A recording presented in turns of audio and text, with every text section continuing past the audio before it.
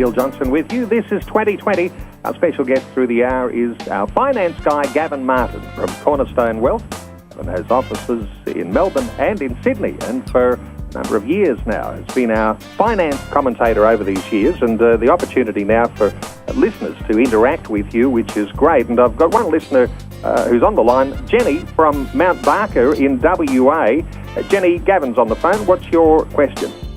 Hello. Hello, Jenny. What's your question for Gavin? Yeah, hi, Gavin. I've heard you talk a little bit on the radio about tithing and, how you tithe it into your budget and all the rest of it. But I'm just interested to know your thoughts. A lot of the teaching that I've heard that, is along the lines of the whole concept of grace in Christian life.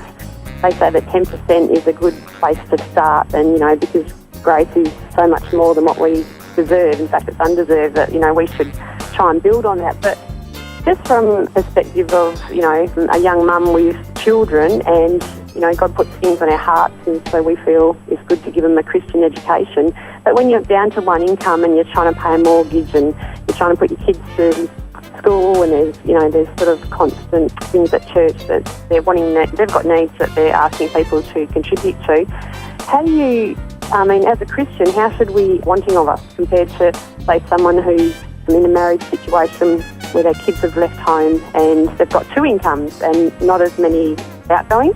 Yeah, really good question, Jenny. And it is a lot easier for those people on higher incomes and less commitment to do a 10%, because it leaves a lot more left over in terms of the 90%. And you're right, it is about grace, and so you don't need to knock yourself around too much if you don't meet 10% every single week or all the time.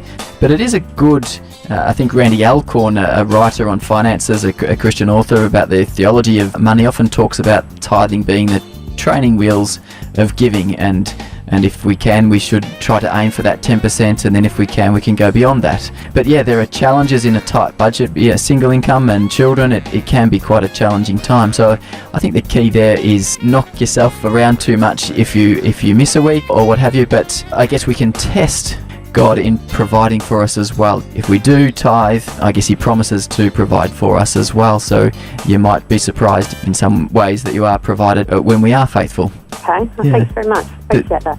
That's great. Thank you so much, Jenny from Mount Barker in WA. And it's an issue, isn't it, Gavin, because there's a difference between condemnation and the idea of conviction, because we ought to have a conviction about giving a tithe, being generous with our finances in church life. But this idea of coming under condemnation because you perhaps don't feel like you make the grade, that I think is where you draw a line. Yeah, exactly. As I mentioned to Jenny, it's not about, if you miss a week or you didn't get the 10% or what have you. I don't think that's what it's about. And often some people say, let's make it a different figure, the 10%, so that we don't get legalistic about it. But 10% is a good starting point.